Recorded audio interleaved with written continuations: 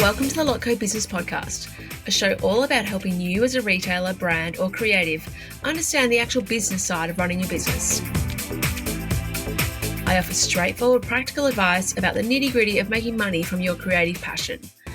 We will be covering bite-sized business and marketing lessons, as well as interviews with experts and trailblazers in the fashion, homewares, and design industries. My name is Melissa Robbins. I'm a business coach, colour-loving, non-coffee drinking Melburnian. Let's get into it.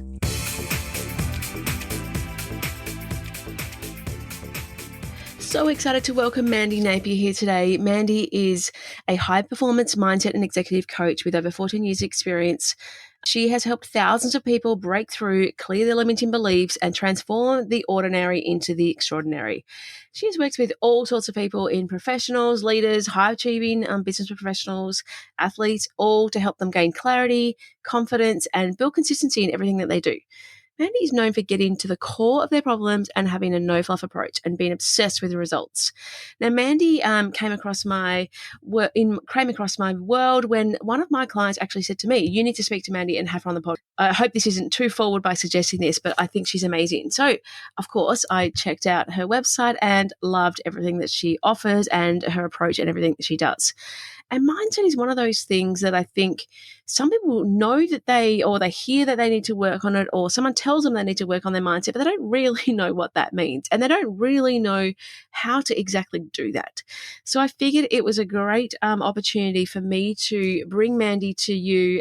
Welcome, Mandy. I'm so excited to have you here. Thank you so much for joining me. Thank you. It's my pleasure to be here. Thank you. So can you tell me, I've given a little intro, but I just wanted you to tell me from you a little bit about you and the work that you do. Sure. Well, I guess for better having a label, a mindset and high performance coach. But what I ultimately do is I help entrepreneurs, professionals, and a sprinkling of athletes identify and clear their blocks so that they can break through those invisible barriers so that they can break through to the next level and create the performances that they want. In a nutshell. So It's helping my clients tap into their potential and create extraordinary results. That's exciting. So you must get some extraordinary results in everything that you do. I do. I'm very blessed. And just briefly, I set my business up because of what happened to me in my life. So I'm sort of the living proof of it. And I was compelled to do what I do. So I'm blessed and privileged to witness some incredible transformations every day. On both steps. So I often hear, and people obviously hear as well, like, you hear coaches talk about, well, yeah, you need to work on your mindset. You need to focus on that or improve that. But people don't really know what that means. Or it's a little bit of everyone interprets it differently, right? They do. And there was a time in my life, Mel, that I didn't really know what it was either. But fundamentally, everything that we do in life starts with a thought. And all our thoughts create emotions that we feel in our body. So in my in my workings of the mindset, we must start with our thoughts, but we then have to go deeper and we have to pay attention to how we're feeling and what's going on in the inside, and then the way that we behave, because we run strategy. So it's like getting to know yourself from the inside out. What's important to you? What do you want? And where are you unconsciously or unknowingly holding yourself back? So we start with the mind and then we go a little bit deeper to the heart and to the gut. Yeah. Because I mentioned to you, so just going back a little bit, one of my clients said to me, you need to speak to, it would be great if you spoke to Mandy. She's amazing at mindset work. And she suggested that I have you on the podcast, which as soon as I, dived into then looking at you, I was like, yes, perfect. Because I think I've said to you before that so many women that I work with, and I, predominantly work with women, one of the main things is I see lots of self-sabotage, lots of speaking negatively to themselves, or almost holding themselves back from, what potential they can reach. Yeah, and you've hit the nail on the head. Someone asked me the other day, if I had to distill the number one problem that I saw with all my clients over the past 16 years, it is exactly that. Most people are really hard on themselves, especially high achievers or those wanting to achieve something, and they're hard on themselves, and it doesn't work. So this is why we must look at what we say to ourselves. But the problem is we have about 50 to 70,000 thoughts every day, and most of them are negatively focused, and they've become habits because we repeat them. And habits are run outside our conscious awareness. So most people aren't even aware that they're being hard on themselves because it becomes a normal and natural way of operating. But the other part of that, as I mentioned, is that when we're hard on ourselves, our self-talk and thoughts create chemicals that match. So we're not going to feel great. And then we get in that bit of a spiral, which can take us down. So that is one of the major problems that I see with just about everybody. And the thing is, you can't see inside anyone else's head, so you don't know whether they're thinking the same or they're having these same thoughts, or you might assume that other people are all the same as you or better than you or whatever it might be. You obviously can't tell what's going on with anyone else. No, and that's the whole thing. But I think fundamentally, and I try and normalize this, Mel, is that we're all humans, and we're all imperfect. Mm-hmm. We all have our vulnerabilities, and evolutionary want to fit in with people. So part of that drive means that we're often going to minimize ourselves because we tend to compare ourselves to others, or we think we're not where we should be. And the only people that don't do that are probably psychopaths and narcissistic people, but they don't come and see me anyway, obviously. So because we have this vulnerability, it's normal that we sometimes are a little bit hard on ourselves and we can't see our potential as somebody else does. And just by normalizing it sometimes can be helpful, as long as we then take steps to change it. Yeah, so in terms of what those steps are, like what's the sort of starting point for someone who I guess isn't reaching the levels of success that they want or they know that they potentially could achieve? Where do they start? What do they do? Okay, the first thing that we do is we just have a look at where they are and where they want to go, because that helps them get a little bit of desire to want to work on their mindset or to change. Yep. Because the results we're getting in our life now are from our past habits, patterns and behaviours and thoughts. So to get different results, we have to make some change, which isn't always comfortable. So the first thing I suggest to everybody is start to listen with curiosity and kindness. Super important. Curiosity and kindness. Listen to some of your thoughts, because again, most people aren't aware. Write them down, listen to them, because we're looking for patterns and statements that don't champion us or don't serve us. So that step on its own can be life-changing, but you must be aware first. Otherwise, you tend to fight and argue. And then obviously we work on replacing the thoughts with better ones. That we must do with consistency, which is the other challenge that people have. So that's step 101, and super, super important. Easy, but not simple. Yeah, and it's, as you say, being aware of, consciously thinking of what you're maybe subconsciously just is happening anyway. So it's like really trying to pull out or see patterns of what you're doing to yourself anyway. Yeah, and that can take some doing, because they're so, we go on autopilot so much of our day that we're just not aware. So that's almost like the first win is when you start to remember to listen in. And once you've done it a few times, you then go, it becomes more in your conscious awareness. Yeah. And then when you start to write a few of your thoughts down, you can then possibly identify common things that you say to yourself, such as, oh, I can't do that, or I'm not really good enough to do that, etc. And then we must work on changing them in the correct way. Yeah. Yeah, like I'm not good at tech. I'm always this. So I'm so disorganized. All these things that you keep saying to yourself repeatedly, isn't it? Yeah. And one of the first steps, I guess, that can help people is to ask yourself a question about it, to question it. Is that true for everybody? Supposing it was just something I was told. So with curiosity and questioning, at least we're opening up the energy of the mind to possibility and different directions. Yeah. So that's an important step as well, just to start questioning ourselves. Yeah. And because as you might have things from childhood, from one teacher, from, a colleague or a friend who's just said one thing to you, but it's just stuck maybe, or, you've kept or held on to those beliefs. Yeah. And that's part of the other thing too. We're all running, I guess, to make an analogy, we're all running software that most of the software we're running today we got when we were young. Yeah. And it's been said that most of the beliefs that we're running in our lives now we got by the age of about 9. Mm-hmm. So imagine that, exactly what you said, those throwaway statements. We didn't necessarily intend to believe them, but our subconscious is awake 24/7. So it just presumes that it's a truth. Yep. And it's as simple as years ago, I used to specialize in health and weight loss. And that throwaway comment that so many of us heard when we were young is, you must finish the food on your plate. Think of the poor starving people in Africa. That's what I was told in England. And then later on, someone has a problem with eating, or when someone's young, and I'm sure it happens to most of us, we hurt ourselves and our parents give us a chocolate or an ice cream. Yeah.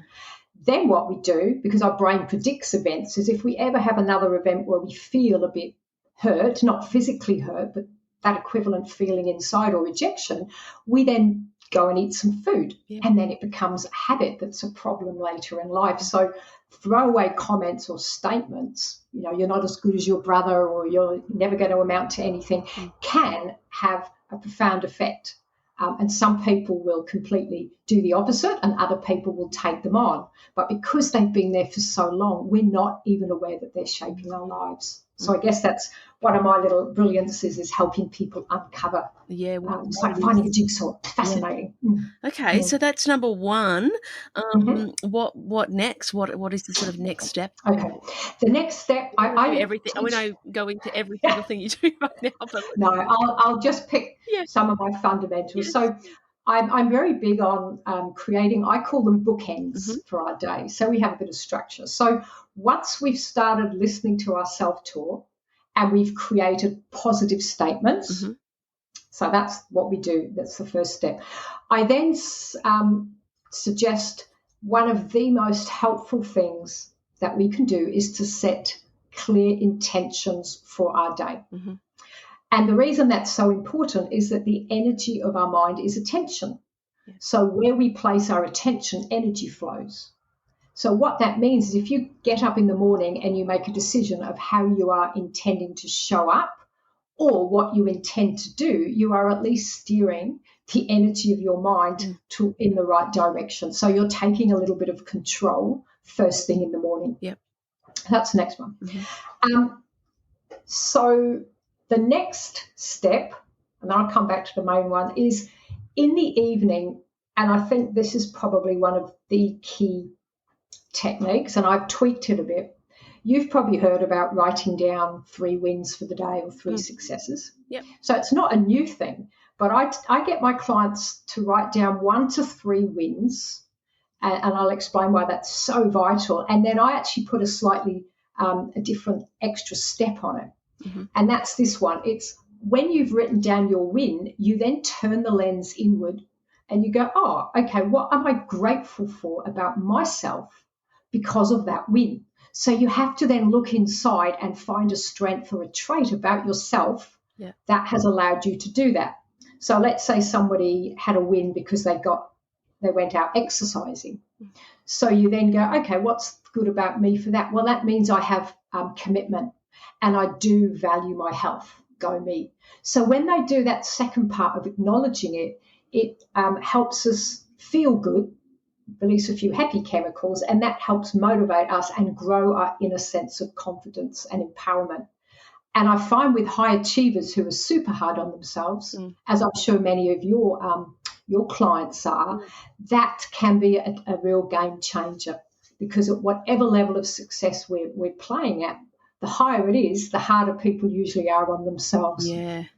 Especially as you say, like I know that you said you worked with athletes and stuff like that too. Or they're like, but I didn't get this, highest accolade, and so then it's not, they're not worthy or whatever it might be. But it's like, yeah. And I've got a little bit of I'm writing something for my book at the moment about, because I use a lot of stories from athletes because I used to do ultra distance sport, and there's a lot of similarities that we can take into our business world and our personal lives, but there are some differences too, some really distinct differences. Yeah. in dedication levels. And I guess they're willing to do what a lot of other people won't do. But when it comes to the performance, they do tend to be pretty tough on themselves, as I remember too. Absolutely. So that's the second one. Mm-hmm. And then the next, I guess, big step is when we start to pay attention to our thoughts, we're also training our muscle of attention. So I teach them something to do that, which is super important. Once we start doing that, we then almost, I say we go deeper now. We go and we tap in and we feel our feelings, which is very interesting for some people, because remember, the end result of a thought is a chemical which we feel in our body. So there are emotions going through and we feel them. So that's how we describe them. And as our behaviours are often dictated by how we feel, that's a really important step to master our emotions and discover how to release negative ones, which I have some really great tools and techniques to do that with. And then practice consciously every day elevating our emotions, feeling good feelings, so that we're making a normal habit of feeling good most of the time. Mm-hmm. So that's super important too. Wow, so much to take from that. And I did mention to you, there's so many things on your website that I, read about and looked at. One of the things you have on there is often we are the greatest stumbling block to our own success. You obviously see that a lot. Yeah, well, we are, and it partly goes back to the programs and the patterns that we're running. We've been running for many years.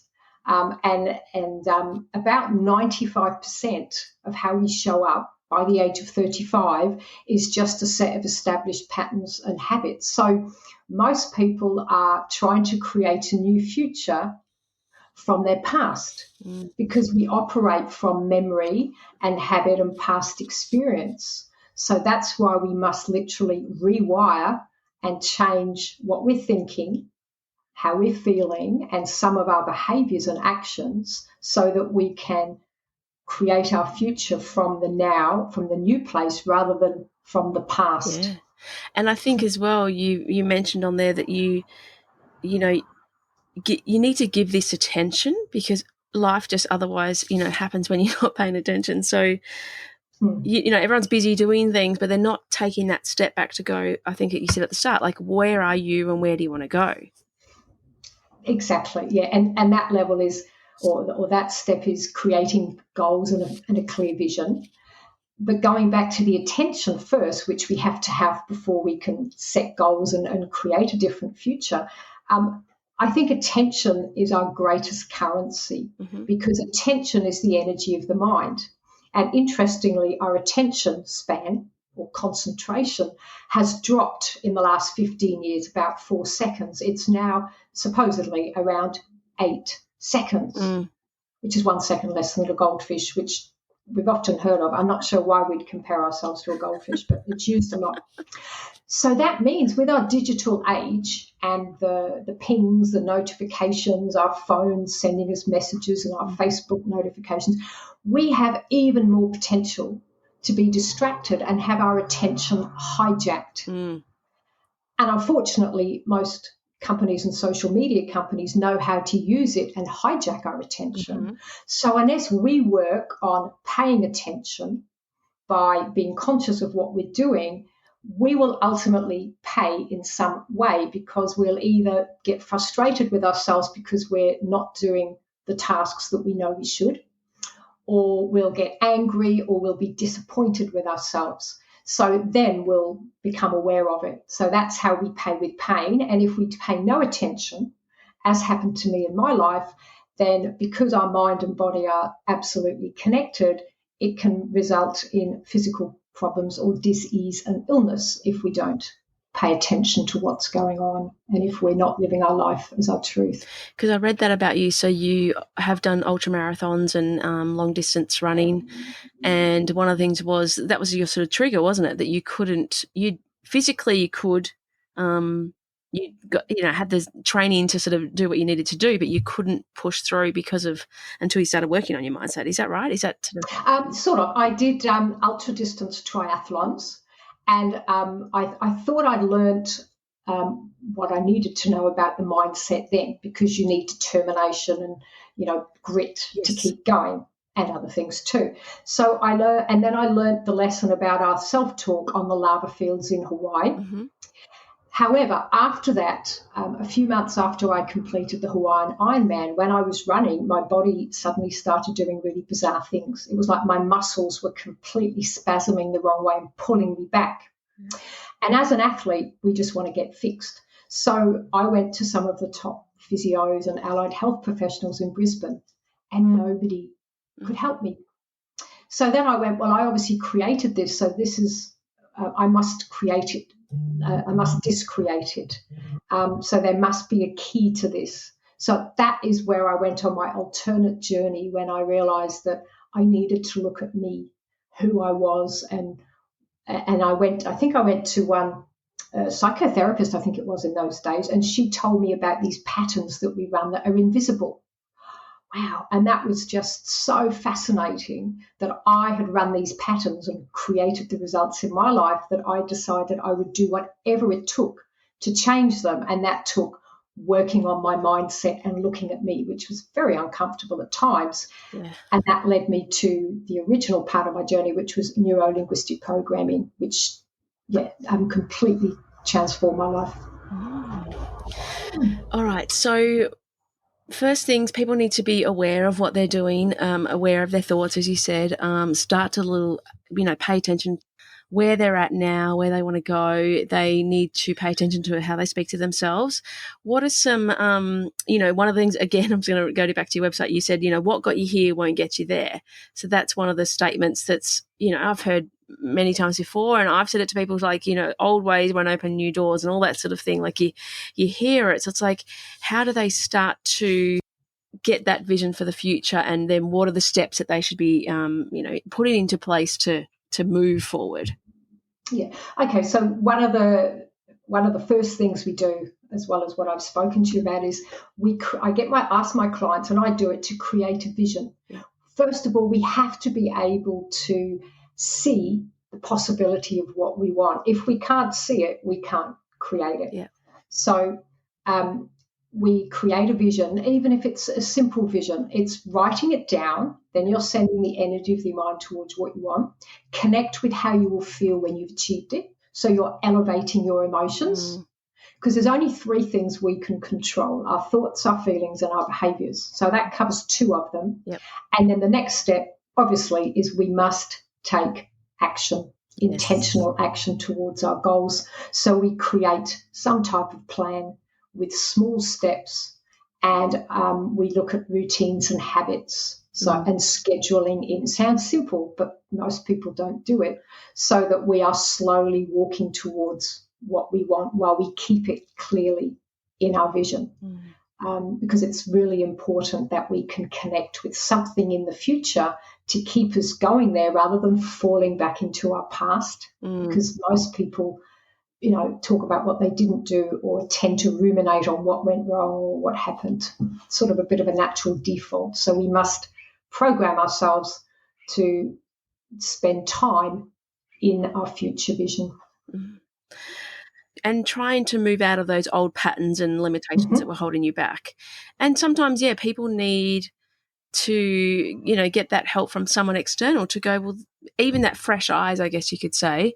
And that's what, businesses that I work with, often I'll just look at something and be like, oh, well, why are you doing this? Or why is it like that? And because people are so close to it, they don't see it. It's the same thing with you. Like, people are they've been doing it for so long, or speaking to themselves the same way for so long, that they don't even notice, obviously. Yeah, absolutely. Yeah.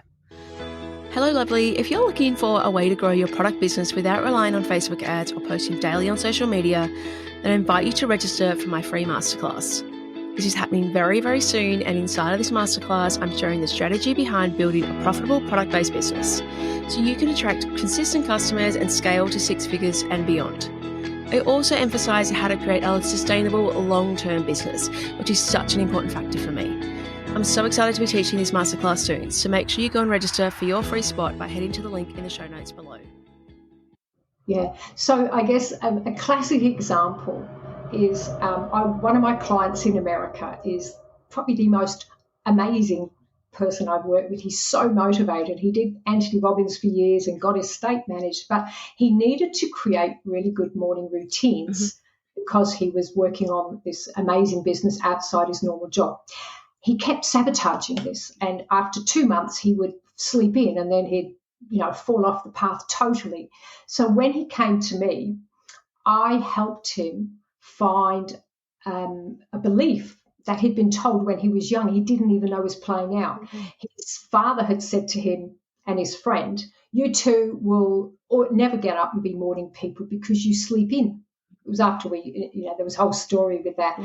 And just the awareness on that, and then we changed the energy of that and put in a few strategies, was a game changer. So at whatever level we're playing in, we can't see ourselves through the eyes of others, and we still fall back into habits. It's like an Olympian, someone training for the Olympics at that level. Sometimes they change coaches at the peak of their career or just before because they need to shake up what they're doing, and they need another pair of eyes to help them see what they can't see, because we see the world through our brain, not our eyes, and we look outwards, not inwards.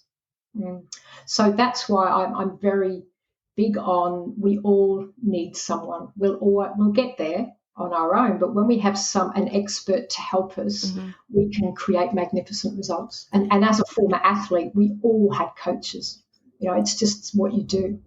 That's right. Athletes have coaches, and it's, they can be the best, the gold medalists, as you say, but they're still going to need a coach. It's not going to disappear. So people, shouldn't think that it's a negative thing to need some outside external help. No, I think it's, when people reach out to me and they haven't got lots of problems, I just think, wow, what an amazing person. You are dedicated to your success and making incremental improvements. Yeah. So I guess I frame my clients as three things.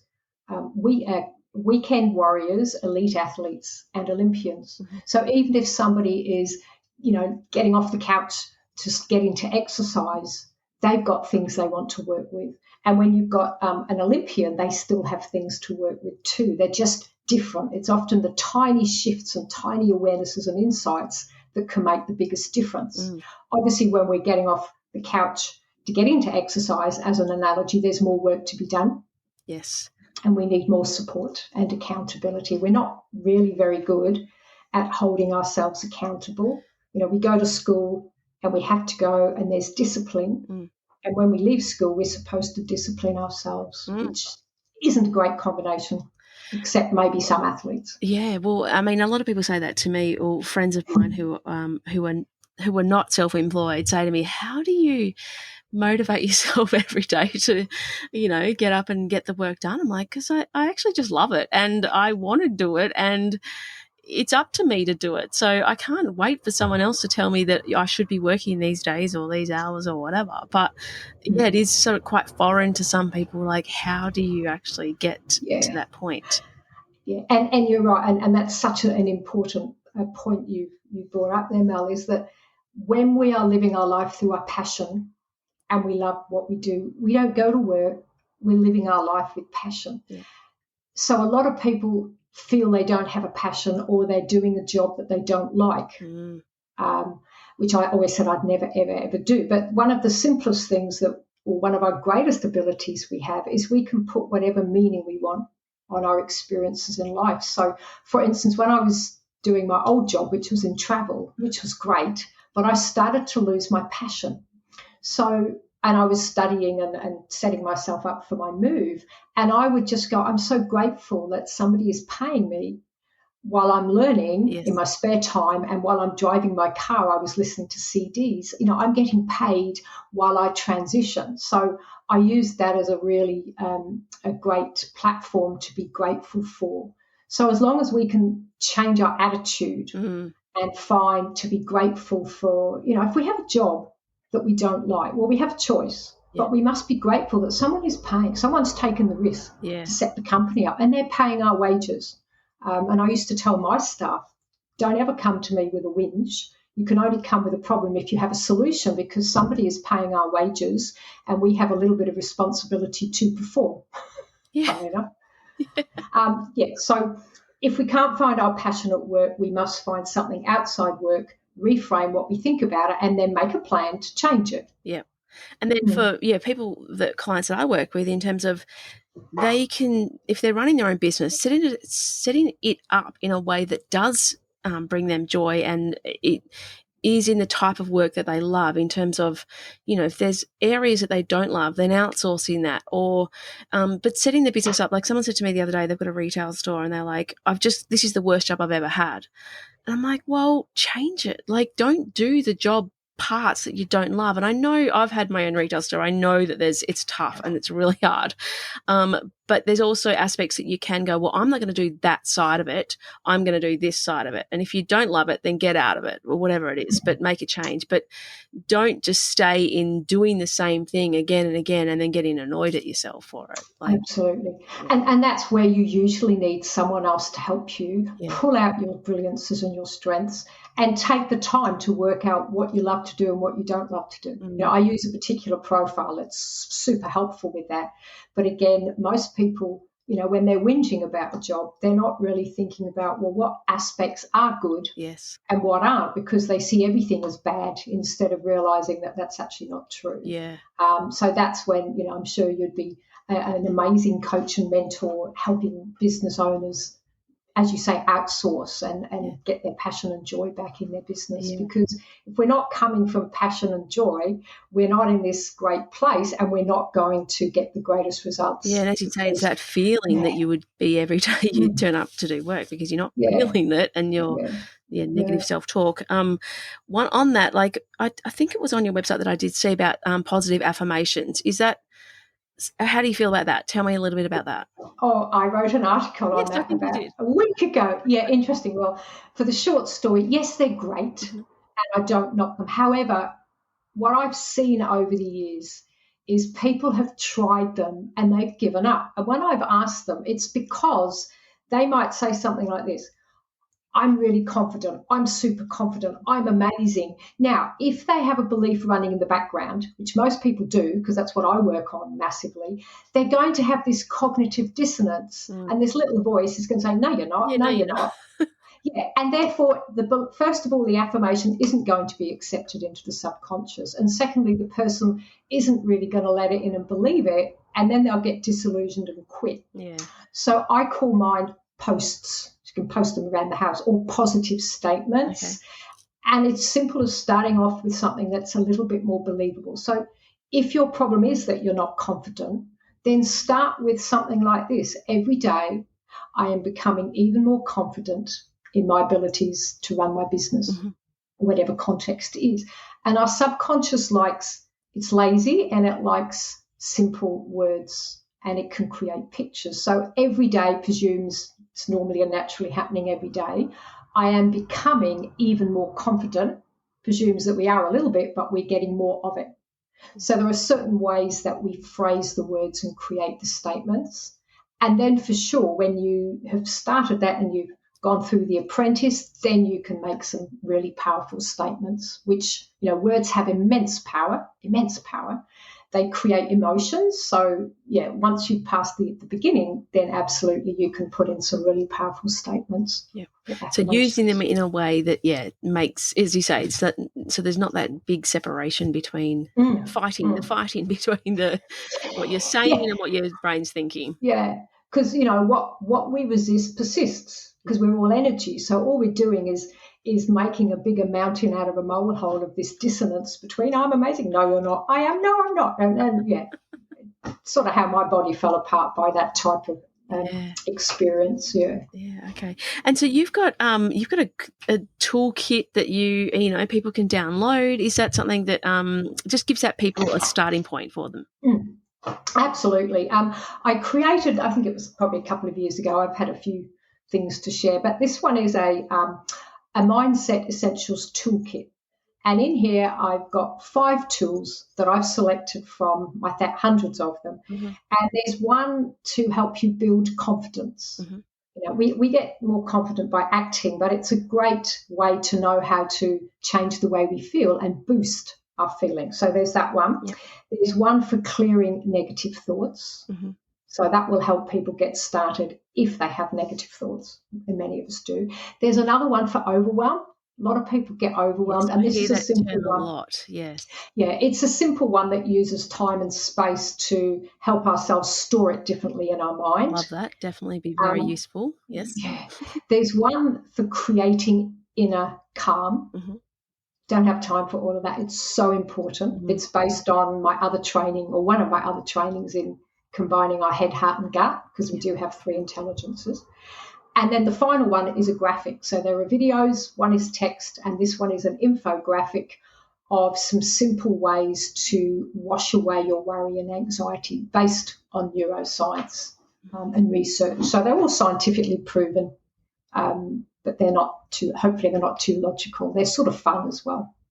Love that. And they That's so work. good. I'll definitely put a link in the show notes for that so people can grab that. So, and I guess this is the thing, like, we need to be lifelong learners. We need to be constantly evolving, don't we? We just don't need to stay still. There needs to be, like, how can you always improve? Well, not everyone has to, but I think it should be part of that. Everyone should be lifelong learners of, how can I always improve? And I couldn't agree more, because if we're not improving, we're stagnating, yes, which in this crazy world, we're actually going backwards. yeah, And if you take it back to nature, everything is growing and evolving in nature. And I believe that most humans want to be their very best and keep learning. mm-hmm.